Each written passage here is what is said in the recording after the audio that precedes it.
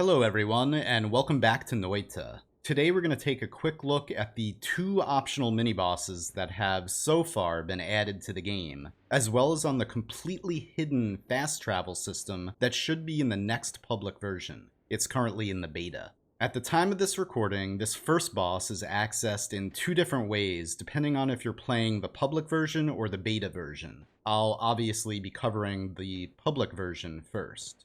So, this giant skull in the middle of the desert, does it serve a purpose? Yes, of course it does. All you have to do is create an opening into the eye socket and then fill the eye socket with about 2 3/4 flasks of liquid. I always use water since the fish pond is fairly close by. And eventually, the screen will shake, signaling the arrival of this cute little spider boss right here. This boss is, pun totally intended, a little bit buggy when you fight it out here in the desert. It tends to move up and to the left and fly away if you let it, which is probably the reason why the devs are moving it in the next update. But I found that fire works really well against it.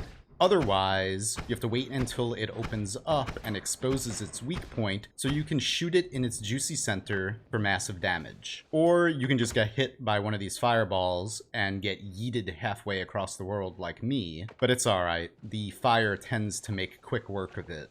For defeating this mini-boss, you're treated to both a max health increase as well as a usually pretty decent wand. However, it drops the wand in the exact spot in which it dies, so it's usually up in the air, and you're gonna have to fly up to grab it, which is why I always keep some polymorphine on me. And yeah, it's a pretty decent wand. Of course, this wand with all these earthquakes pretty much wants me to kill myself. So, if the mini-boss is being moved in the next update, does that mean that there's nothing to be done at the skull anymore? No, it does not. You still want to fill it with the same amount of liquid, and I have a water trail on my teleport wand to make this quick and easy. And now, when the screen shakes, suddenly above the skull, we see a blue portal to a faraway land, which leads us, that's right, to the lake. All the way on the other side of the world. Fast travel across the world. But how do we get back? I mean, other than just walking all the way back. Is there a return portal?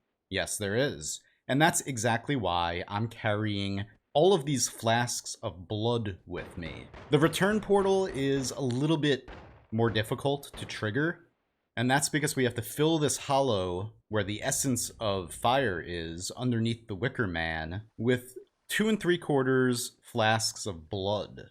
Only blood will work, right now at least. And you don't have to worry about draining the water because blood is more dense than water. So just as long as the blood goes to the bottom, you'll be fine. Eventually, the screen will shake here, and above the Wicker Man, there will be another mysterious blue portal to a faraway land, which, yes, does in fact teleport you all the way back to the desert. So this is actually really cool that we now are going to have the ability, using the tower we can get from the bottom of the world back up to the surface, and then using these two fast travel points, we can get from the extreme east of the world to the extreme west of the world and back. And so if the desert mini-boss has been moved in the beta and is being moved in the next public version of the game, where has it been moved to? Well, the pyramid. Those 3 really nice wands that you can get early game, they've actually been removed from the pyramid. Which,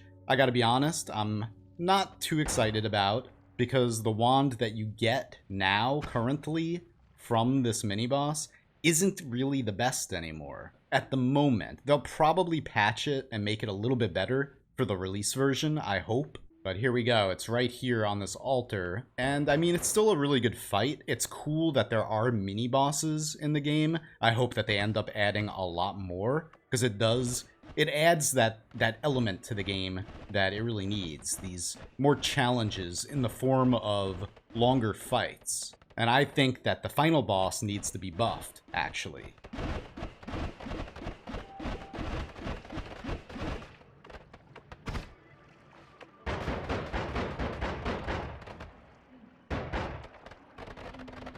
But anyway, using fire still makes short work of this mini-boss, and it still drops extra max HP, as well as a wand. This wand has 4 spells per cast and no shuffle, but I mean, it doesn't have anything on it that's an actual spell. I guess it's pretty decent, except for the recharge time. Needless to say, I didn't even bother picking it up when I fought the boss this time. So hopefully this gets rebalanced a little bit for the release version. This is still the beta this footage is coming from right now. Anyway, now it's time for the second and final current mini-boss.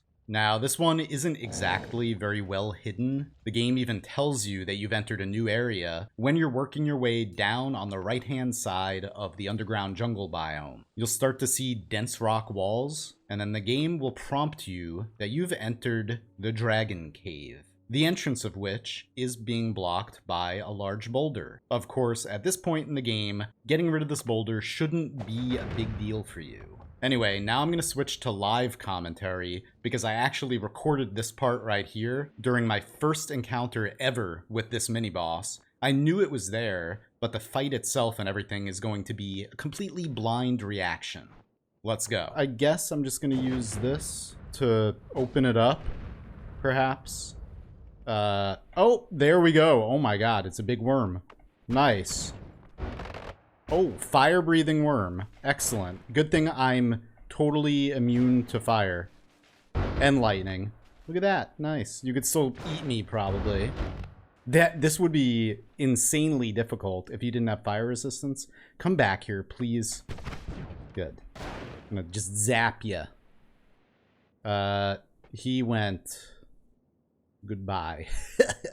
Come on, please. Where'd he go? Oh, here he is. Hey, buddy.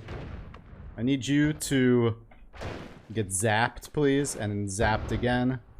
We can keep zapping you. Actually, I need to not get eaten, too. I have no good method of flight. Wow, this thing is just destroying the area. It's fine.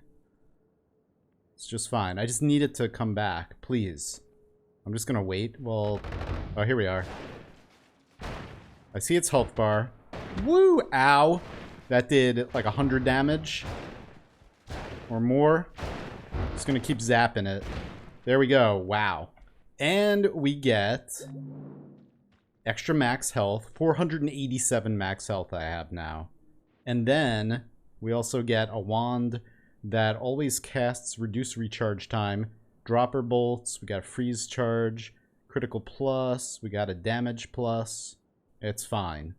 It's just fine. Anyway, guys, there we go. The 2 current optional mini-bosses and 2 totally hidden fast travel portals. Hopefully the developers end up adding a lot more of both of these things. Well, especially the mini-bosses. Maybe by the time you're watching this video, there are like 25 mini-bosses scattered around the world. That would be great.